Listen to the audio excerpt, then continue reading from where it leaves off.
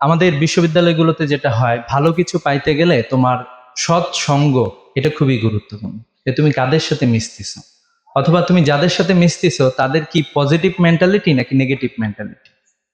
শেখ সাদির একটা বিখ্যাত কবিতা আছে, সে কবিতাটাতে শেখ সাদি বলতেছে যে গন্ধমধুর কর্দম মোরে একদা দিলেন বন্ধু, ছিলাম যখন নাইতে, কহিলাম তারে কস্তুরী কিবা কি তুমি, সুবাসে তোমার পাগলি এমন তাইতে, কহিল সে মোরে কস্তুরী আমি নই, সঙ্গীর গুণ পশিয়াছে মম মাঝে কো, নইলে সুবাস ফুলেতে কি এত পাইতে। শেখ সাদি বলতেছে যে হঠাৎ করে উনি একদিন গোসলে গিয়েছেন, গোসল করে তার বন্ধু তাকে একটা কাদা দিয়েছে। তো উনি দেখছেন যে কাদা থেকে অনেক ঘ্রাণ আসতেছে। তো শেখ সাদি কাদাকে বলছে যে কি ব্যাপার, কাদার মধ্যে এত ভালো গুণ কিভাবে আসলো।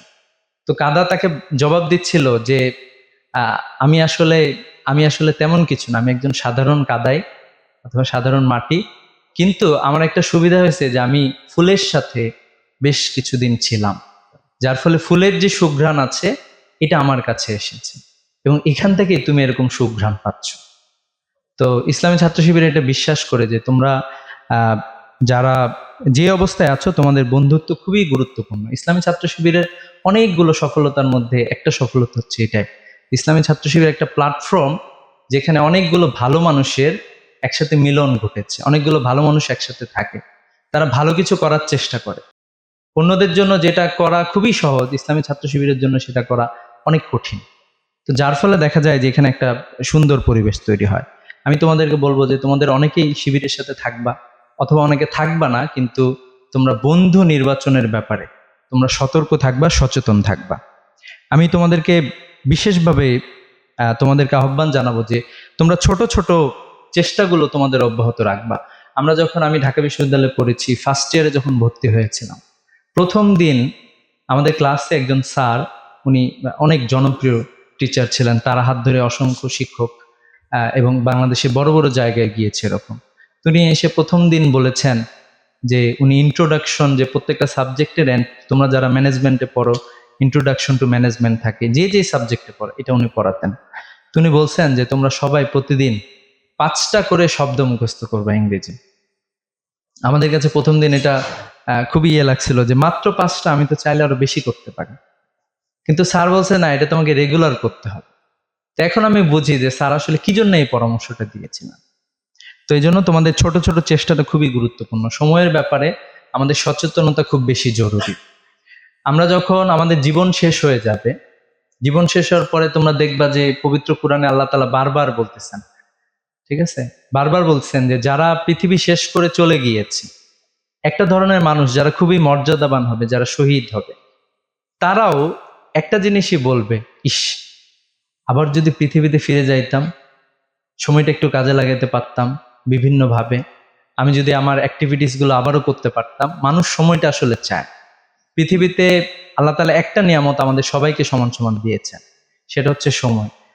বিল গেটসের জন্য যা আছে, অথবা এলন মাস্কের জন্য যা আছে, আপনার আমার জন্য ঠিক একই রকম সময়টা আছে। তো এই জন্য আমি সময়ের ব্যাপারে তোমাদেরকে একটু সচেতন করার জন্য আহ্বান জানাবো, সচেতন থাকা। দেখবা যে তোমার হুট করে তোমার প্রথম সেমিস্টার পরীক্ষা চলে আসবে।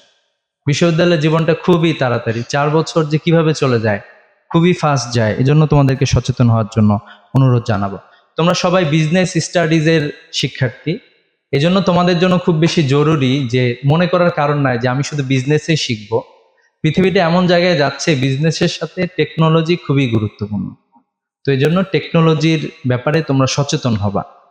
এআই থেকে শুরু করে বিভিন্ন টুলস ব্যবহার করা, বিজনেসের সাথে রিলেটেড বিষয়গুলোর সাথে টেকনোলজির অ্যাফিলিয়েশনটা কিভাবে হইতে পারে, এই জায়গায় তোমরা আশা করি তোমাদের চেষ্টা অব্যাহত রাখবা। তোমাদেরকে যেটা করতে হবে সেটা হচ্ছে যে শির দ্বারা উঁচু করে রাখতে হবে। আমরা একটা প্রজন্ম আমরা পার করে আসছি, আমাদেরকে কুজা করে রাখা হয়েছিল। বিশ্ববিদ্যালয়গুলোতে গেস্টরুম গণরুম ছিল, বলা হয়তো যে গেস্টরুম গণরুম ছাড়া কেউ বিশ্ববিদ্যালয়ের হলে থাকতে পারবে না। যার ফলে আমাদের আমাদের যে ব্যক্তিত্ব থাকতো, এটা প্রথম দিনে অথবা প্রথম মাসে অথবা প্রথম বছরে আমাদের ব্যক্তিত্বটাকে ভেঙে চুরমার করে দেওয়া হতো। আমরা জি হুজুর টাইপের একটা প্রজন্ম ছিলাম। কিন্তু জুলাই বিপ্লব আমাদেরকে নতুন এক আশা জাগিয়েছে।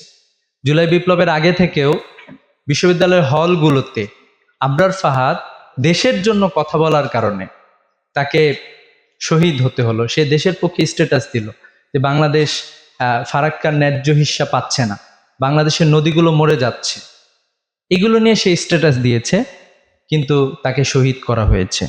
জুলাই বিপ্লবে আমরা দেখলাম শহীদ আবু সাইদকে দেখলাম শির দ্বারা উঁচু করে দাঁড়িয়েছিল। সবাইকে যখন সরাই দেওয়া হয়েছে, আবু সাইদ সরে নাই, গুলির মুখেও সে দাঁড়িয়েছিল। আমাদেরকে নতুন এক বাংলাদেশের উপহার দিয়েছিল এই শির দ্বারা উঁচু করা একজন যুবক। আমাদের আরেকজন শহীদ শরীফ ওসমান হাদি, যিনি আমাদেরকে নতুনভাবে শিখাইলেন যে কোনো আধিপত্যবাদী শক্তির আধিপত্যবাদকে পরোয়া করা যাবে না। বাংলাদেশ কোনো আধিপত্যবাদী শক্তির তাবেদার হবে না ইনশাআল্লাহ। শহীদ শরীফ ওসমান হাদি আমাদেরকে সেটাই শিখিয়ে গিয়েছেন। উনি জানতেন ওনাকে যে কোনো সময় মেরে ফেলা হইতে পারে। প্রত্যেকটা বক্তব্য উনি মৃত্যুর কথা বলতেন, যে আমি মৃত্যুকে ভয় পাই না, আমি যে কোনো সময় মারা যেতে পারি। কিন্তু উনি দেখায় গেলেন যে বাংলাদেশের মানুষের পক্ষে কিভাবে কথা বলতে হয়, কিভাবে শক্তিশালী ভয়েস হিসাবে টিকে থাকতে হয়, কিভাবে একটা মানুষ অনেক ডিফারেন্স তৈরি করতে পারে, কিভাবে একটা মানুষ আম জনতার মুখের ভাষা তার কথার মধ্য দিয়ে বলতে পারে। শহীদ শরীফ ওসমান হাদি শির দ্বারা উঁচু করে আমাদেরকে সেটাই শিখালেন। তো আমরা এটা বিশ্বাস করি যে আমরা যে এই যে শির উঁচু করেছি, আমাদের শির আর কেউ ভাঙতে পারবে না ইনশাআল্লাহ। আমি ফার্স্ট ইয়ারের যারা স্টুডেন্ট আছো, তোমাদের কাছে আমি প্রত্যাশা রাখি। অনেকেই আমাদেরকে তাদের ফ্রেমে বন্দি করে ফেলতে চায়, অনেকে আমাদেরকে তারা যেভাবে বলে সেভাবে আমরা চলবে এটা তারা নিশ্চিত করতে চায়।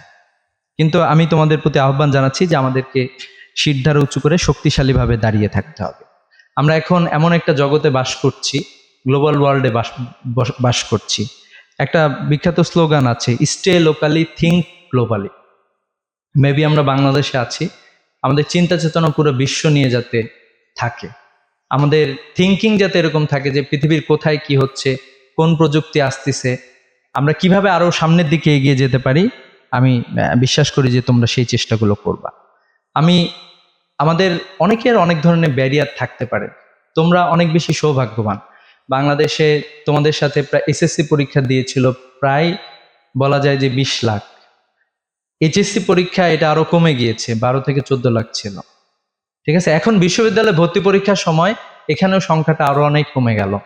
মাত্র 60 থেকে 70 হাজার শিক্ষার্থী বিশ্ববিদ্যালয়গুলোতে ভর্তি হওয়ার সুযোগ পাচ্ছে, মেডিকেল কলেজে ভর্তি হওয়ার সুযোগ পাচ্ছে। আর অধিকাংশ আসলে এই সুযোগগুলো পাচ্ছে না, তাদেরকে বিভিন্ন জাতীয় বিশ্ববিদ্যালয়, অন্যান্য বিশ্ববিদ্যালয়গুলোতে যাইতে হচ্ছে। কারো কারো পড়াশোনা শেষ হয়ে যাবে। তোমরা অনেক সৌভাগ্যবান, তোমরা এই সুযোগটা পেয়েছো যে একটা ভালো বিশ্ববিদ্যালয়ে পড়াশোনা করার সুযোগ পেয়েছো। তুমি যে বিশ্ববিদ্যালয়ে পড়াশোনা করছো, এই বিশ্ববিদ্যালয়ে তোমার একটা বড় অংশ তোমার জনগণের ট্যাক্সের টাকায় আমাদের আসলে পড়াশোনা করতে হয়। সরকারের অনেকগুলো জায়গায় সরকার চাইলে ভর্তুকি দিতে পারতো, সেখানে খরচ করতে পারতো, কৃষকের জন্য, প্রান্তিক মানুষের জন্য, রিক্সাওয়ালার জন্য। বাংলাদেশে যেটা হয়, বাংলাদেশে বাজেট হয়, এই বাজেটে অধিকাংশ মানুষের এখানে ভ্যাট নিয়ে মূলত সরকারের রাজস্ব ইনকামের একটা বড় অংশ। এবং এই ভ্যাটটা একজন রিক্সাওয়ালা দেয়, একজন গরিব মানুষও দেয়, একজন মাঝিও দেয়। সেই টাকা দিয়ে সরকার চলে এবং সেই টাকা দিয়ে আমাদের পড়াশোনা করতে হয়। তো এই জন্য আমি বিশ্বাস করি যে তোমরা তোমাদের দেশের প্রতি যে দায়বদ্ধতা, এটা অব্যাহত থাকবে। আমাদের জন্য খুবই গুরুত্বপূর্ণ হচ্ছে নীতি, নৈতিকতা, আদর্শ। এই জন্য আমি তোমাদেরকে একটু বিশেষভাবে বলবো যে তোমরা আমাদের নীতি, নৈতিকতা, আদর্শ আমাদের থাকতে হবে। এটা আমাদেরকে মহৎ করবে, ঠিক আছে, এটা আমাদেরকে এক্সেলেন্ট মানুষ বানাবে। একটা মানুষ গতানুগতিক চাকরি করে, তো চাকরি করতে গিয়ে সে দুর্নীতির সাথে জড়িয়ে যাচ্ছে। যদি তার মাঝে আধ্যাত্মিকতা না থাকে, তাহলে তার টিকে থাকাটা অনেক কঠিন। একটু আগে একজন প্রশ্ন করতেছিল যে আসলে এত এত ভালো ভালো ক্যারেক্টারের মানুষজন, ভালো পড়াশোনা করে, ভালো ব্যক্তিত্ব, কিন্তু সরকারি চাকরি অথবা অন্য কোনো জায়গায় যাওয়ার পরে দুর্নীতি শুরু করে দেয়। কারণটা কি? কারণটা হচ্ছে যে তাদের মাঝে আল্লাহ ভীতিটা নাই, স্রষ্টার প্রতি যে ভয়, এটা নাই। তারা ভাবতেছে যে আমরা খাচ্ছি, আমরা অনেক বেশি সৌভাগ্যবান। এই জন্য বিগত 16 বছরে আমরা যেটা দেখলাম যে প্রায় 28 লক্ষ কোটি টাকা বাংলাদেশ থেকে পাচার হয়ে গিয়েছে। বড় বড় ব্যবসায়ীরা, তাদের একটাই কার্যক্রম, সেটা হচ্ছে ব্যাংক থেকে কিভাবে লোন নিয়ে ঋণ খেলাফি থাকা যায় এবং সেটা দিয়ে তার প্রতিষ্ঠানগুলো চালানো যায়। আমাদের একজন মন্ত্রীর প্রায় 5 শতাধিক বাড়ি ইউরোপের বিভিন্ন দেশে আছে, যেখানে ইউরোপের বড় বড় মানুষরা তার সারা জীবনের ইনকাম নিয়েও মানে বাড়ি ঠিকঠাক মতো করতে পারেন না, সেখানে বাংলাদেশে একজন মন্ত্রীর 3 শতাধিক বাড়ি, প্রায় 500-500-র মতো বাড়ি পৃথিবীর বিভিন্ন দেশে ছিল। এই হলো আমাদের অবস্থা। তো এই জন্য আমি তোমাদেরকে একটু বিশেষভাবে বলবো যে তোমরাই হলো আমাদের আশার আলো, তোমাদের মাধ্যমে আমরা আগামীর বাংলাদেশ গড়ে তুলবো, আমরা সে প্রত্যাশা রাখি। তোমরা হলো এমন একটি প্রজন্ম যারা জুলাই বিপ্লবের পরে ক্যাম্পাসে এসেছো, এবং আমরা একটা ক্যাম্পাস রেখে গেলাম। আমরা একসময় ক্যাম্পাসে ছিলাম, আমরা ক্যাম্পাসটা একভাবে ছিল, জুলাই বিপ্লব হয়েছে, এরপরে বিপ্লবের পরবর্তী তোমরা ক্যাম্পাসে এসেছো। তোমাদের অ্যাক্টিভিটিসের উপর অনেক কিছু নির্ভর করতেছে। তোমরা কি আগের মতোই এই ক্যাম্পাসগুলোকে চালাবা, নাকি তোমরা এখানে নতুন কিছু দিবা? আগামী 5টা বছর তোমাদের জন্য এটা অপেক্ষা করতেছে। তো আমি বিশ্বাস করি যে তোমাদের কাছ থেকে আমাদের দেশ এবং জাতি অনেক কিছু পাবে ইনশাআল্লাহ। এই প্রত্যাশা রেখেই আমি আমার কথা শেষ করছি। আসসালামু আলাইকুম।